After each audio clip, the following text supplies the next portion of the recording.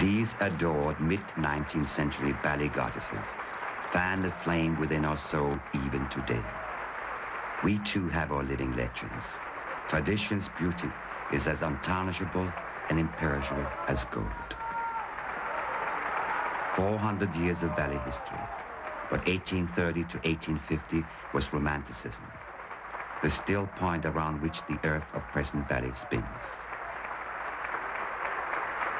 Théophile Gautier described them as happy angels who scarcely bent the petals of celestial flowers with the tips of their pink toes. Ballet entered a new world of sylphs, willies, the beautiful dead come to life to touch and be touched as visions. Victor Hugo wrote of them as children of the air, diaphanous bodies, dreams without fright. Let us join these four great ballerinas in a discussion of the Romantic style. How does it differ from other forms of ballet? How is it the reflection of its age? And above all, what is the relevance of this historic style to our world today? You know, you will see the style, and what we do, I think, is to get without pretension to be or Lacerito, or I don't know, you know. For example, in my case, yes, it's impossible, so you try hard and study, you know, the lithograph and what you can read about, or what you can teach you, on the inspiration that you have from other dancers. For example, I had a lot of inspiration from you, Danny. So, you know, it's, I think it's wonderful. I mean, it's the kind of richness that all form of art, you know, had, you know, and left, you know. Purport. And so we have to keep alive. I mean, you go to the gallery, you look at painting, and you have inspiration, and you know, any form of art. You read a book, you know, so... Because dancing is not a painting, dancing is alive, an art that is alive, and if we don't do it, right, it doesn't come alive. 2,000 meters above sea level and 400 kilometers north from Mexico City, you reach today's provincial capital of Guanajuato. 450 years old, 45,000 inhabitants. Once the great source of silver for all the territory of New Spain. Its ornate, elegant public buildings contrast with the simplicity of the city's life, but both stand in a testimony of triumph over injustice and for peace untrammeled. Once it was a seat of revolt. Its mine workers, oppressed by government supported by foreign troops, carried torches to destroy enemy arsenals. Now all is tranquil, and Guanajuato is the home of the great annual International Arts Festival Cervantino, named after Cervantes. The theater, adorned with 8 muses and 11 columns, was begun in 1873.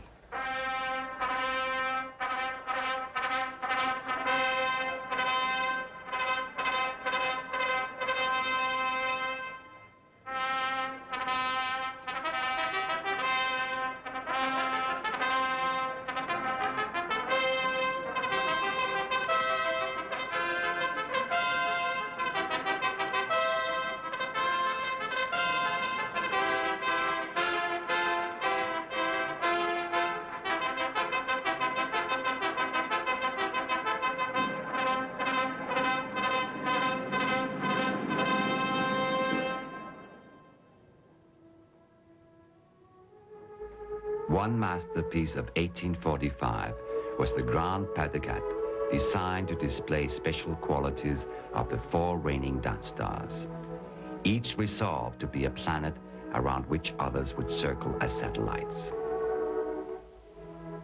Also 4 ballets were popular then, but remain only half remembered through lithographs. Now each ballerina with her honoring cavalier will dance a recreated pas de deux from these ballets. One costume traditionally associated with ballet at the Paris Opera is the défilé. The word means parade, as the stars in order of age unthread their individual characteristic excellence.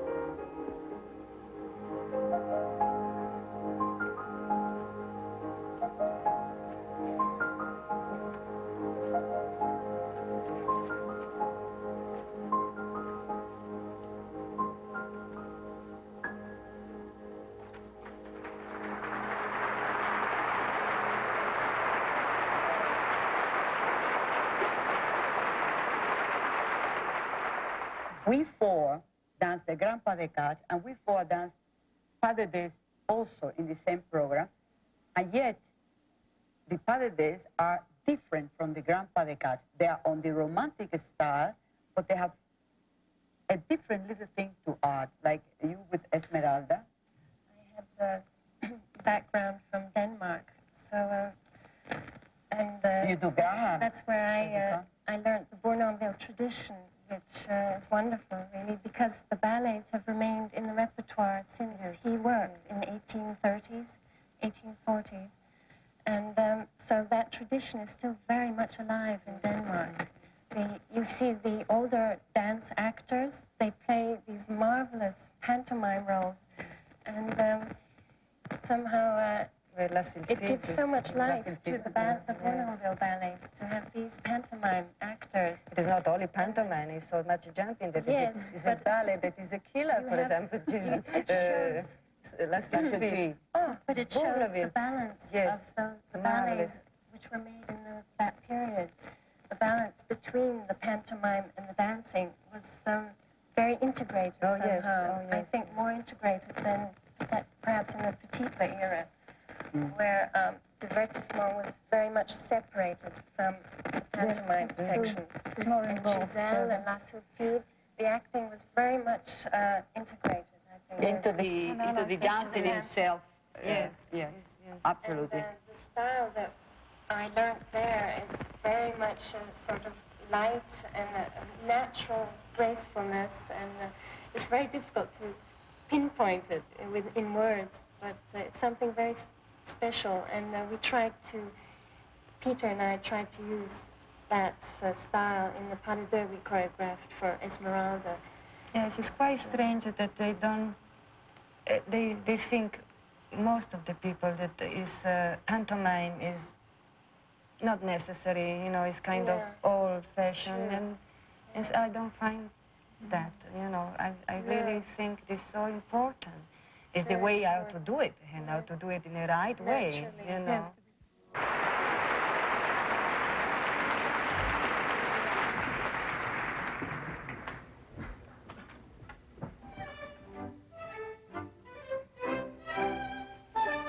In London, 1844, Victor Hugo's novel, Notre-Dame de Paris, with its panoply of 15th century Parisians, hunchbacks, jocklers, jesters, and street dancers became a ballet.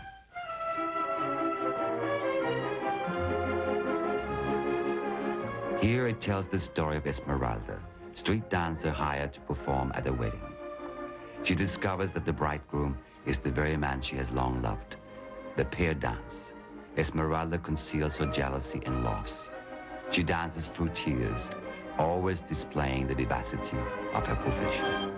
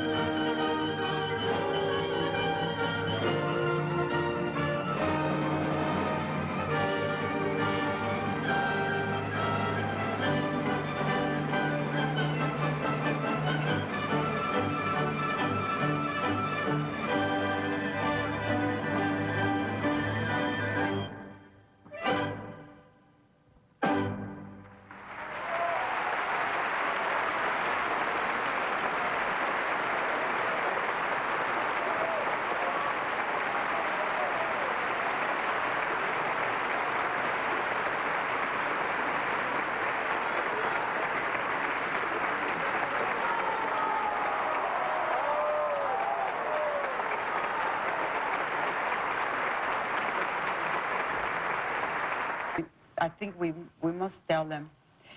It is that one thing is to dance Le Grand Pas de Quatre, which we four dance together, which has the stage for you, and then you give it to the other one. This is a style where our body is a little bit pronounced, our head, even the movement of the arm.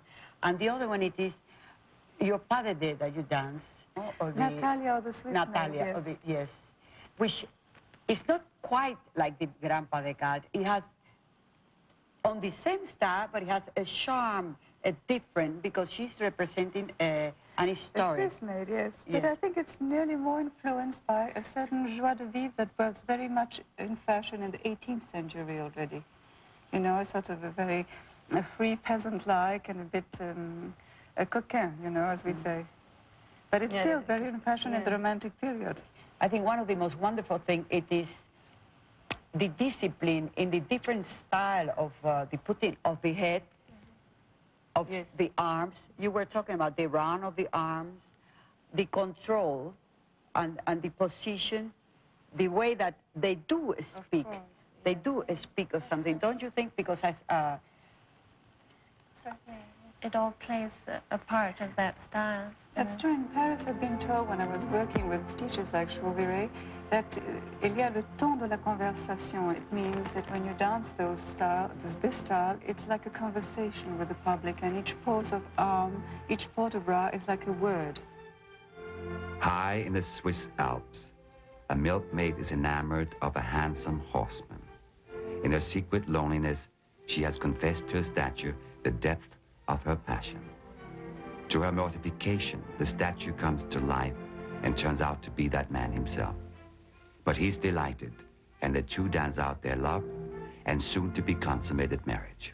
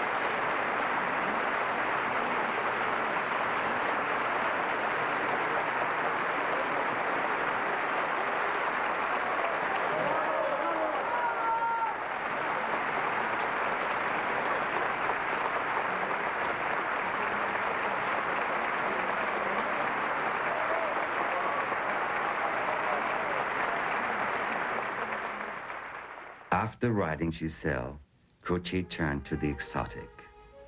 Paris is a Persian courtesan inhabiting Allah's paradise. First performed in Paris in 1843, a time of opium and hedonism, the pas de deux shows a man in drug-induced sleep. The Paris appears and seduces him.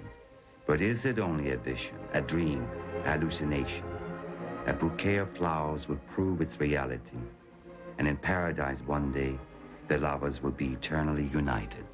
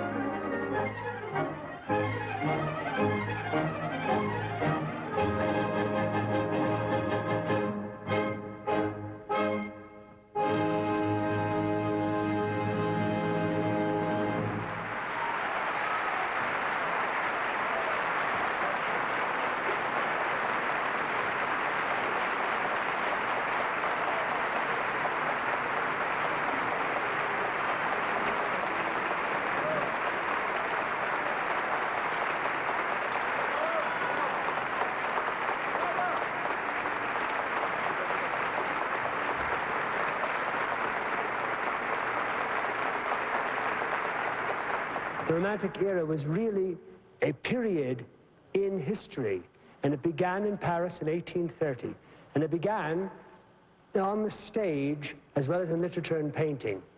One of the ballets that you're seeing this evening is called Robert the Devil. It was a ballet from the third act of Meyerbeer's opera in 1830, and it created such a furor because it brought on stage willies, dead spirits, ghosts, and one of the characters was a dead nun who rises out of the grave and dances with Robert. Robert having the spirit to bring the ladies up from the grave. This opera and ballet was the first time that a ballerina, Maria Taglioni, whose picture is here in the center, from an 1845 ballet, which we later performed, went on point. It was the first time that any ballerina stood on her toe, something which we take for granted today. It was in Robert. That, along with quickly La Sylphide the year later, and then 10 years later, Giselle, which is probably the masterpiece of the Romantic era, the French Romantic era.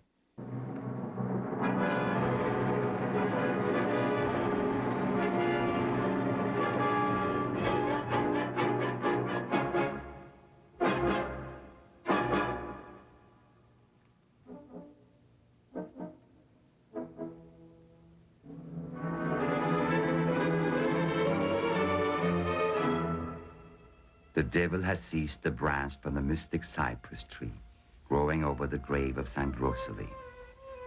It has the power to summon the dead to rise from their graves. Here in the cemetery of the ruined convent, where nuns who have broken their vows of chastity are buried, the archfiend lures the abbess from her sepulchre.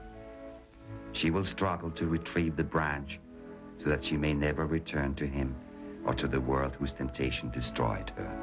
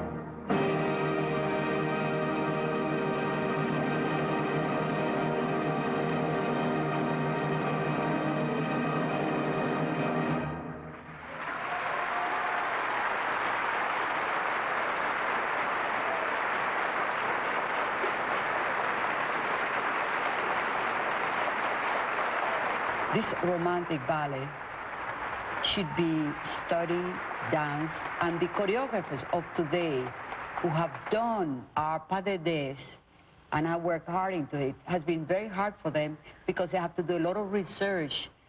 They have to study it. Try to put this pas de deux that will give the feeling, the atmosphere of the Romantic era with our knowledge of today of advanced theater. So people will not say, oh, this is impossible, but people will say, how charming, how delightful, how beautiful it is to look at it. Don't you think? Yeah, still you have to have your personality to put on. For example, in Giselle, I know that is a style. For example, first act is like a peasant girl, you know, which is, I think, I start to cut a little bit, you know, this kind of too much, you know, and just to have the touch of the style.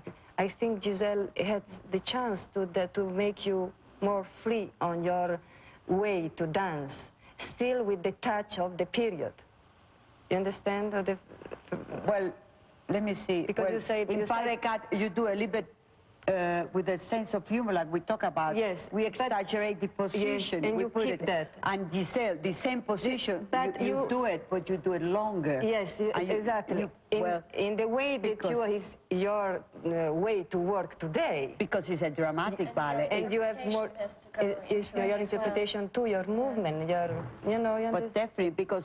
You see, in Pas de Quatre, you are impersonated a person that really dances that way. That's it. But in Giselle, you are impersonated on a story, a girl so right. So the person is not described as it, but it's the story, the one you must tell. That's it. Yes. Because you were saying before, our technique, our way to work, and the ballet, which you can be, you know, more strict in some position and more freedom in your way that you are working in other ballet, which they are still in the Romantic era. Well, the arms can be changed. One can put it like here, one here, one here, one here. There are many positions, and the head, and these can be changed. But what cannot be changed is the feeling, the atmosphere that you must give. Oh, yes, that we have to keep. Yes, I said, I don't know, I said the touch has to be there, that it has more chance to be more free on, I agree with Carla. I think you're allowed in Giselle of your own sensibility, even if it's different from another Giselle that can be very wonderful. Because you are not portraying a personality, you're not portraying an individual. No, you're telling a story, so therefore you can your own elaborate it in it. Live in Giselle. I don't think there is in the world two dancers who dance exactly alike. No. It doesn't exist. No. It has never existed. And it's very simple to understand. In a family with many children, they're not exactly alike. You know? And in the world of art, that's the reason of it, is how much each dancer, each individual has to give. Of course. That's important. Yes. I think we all agree on that. Oh, yes. Willies are pure maidens who have tragically died before marrying and condemned to dance each night throughout all eternity. In vengeance, they force any swain they chance upon to dance their unpitying waltz until he dies. Giselle breaks the spell and saves her lover from his death while she returns to hers.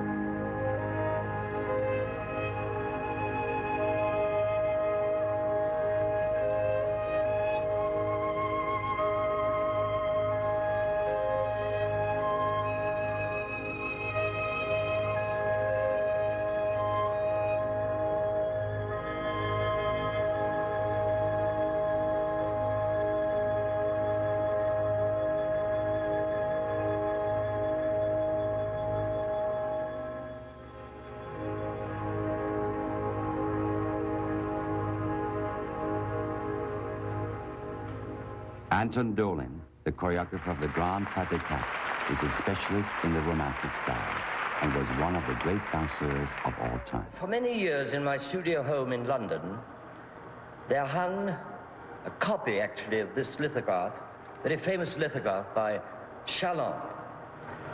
It was about 1938, I think, in London, that I had the idea, why not bring this lithograph to life? For many years, it had been nothing but a lithograph and a dead picture.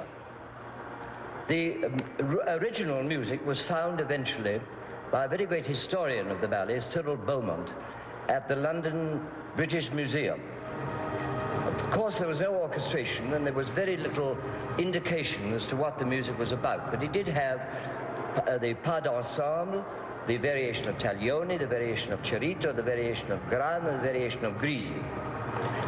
Eventually, in 1941 in New York, I really did recreate or reconstruct the ballet. All I had to go on were various critics of the time when it was first produced in London at His Majesty's Theatre, which was July 1845, when it was danced by the four great danseuses. In those days, they were not called ballerinas, they were called danseuses. Marie Taglioni, Fanny Cerito, Carlotta Grisi, and Lucille Gran. The style of the pantomime, the charm of the pantomime of it. Pantomime is when you say an story with the gesture of the arms, when you and I will dance, or it's a shame. I think it is charming, and I've seen that in all the ballets that we do, there's a certain feeling of it. Yes, but this in particular case, in this pas de quatre, it is something of humor too, you know, which this four greatest dancer had, you know, at that time, this kind of rivalry. Yes, rivalry. Rivalry, you know, yes. and so it has a touch of, you know, of I imagine it must have been. picking, it's a picking thing, you know, Yes. it's to give the stage and to just go off, you know. With a smile. Like that. So, Well, it must have been something. the story of the pas de quatre, sorry. No, maybe that's you what I can wanted. tell, you know, Yes. how they did it, these four greeters, and they put together and this big going on. Who was dancing? What, in England? Taglioni. In England. Who It was going to was dance- put on in Yes, England very late. for the Anniversary anniversary of Queen Victoria. They were the four greatest dancers of that time. Yes. There were another one, a fifth one, that it was Fanny Esler. But somehow they could not get her. They did it. They decided four of them. So it was Taglioni, Cerito, Graham, and Grisi. So I think basically is based on style and, you know, how to bow and this kind of femininity. Femininity, yes. So graceful and, you know, so charming. It's basically, you know, it's not really a story there. It's, you know, it's just a kind of competition between the four of them, you know, and still with so much With charm, elegance. yes.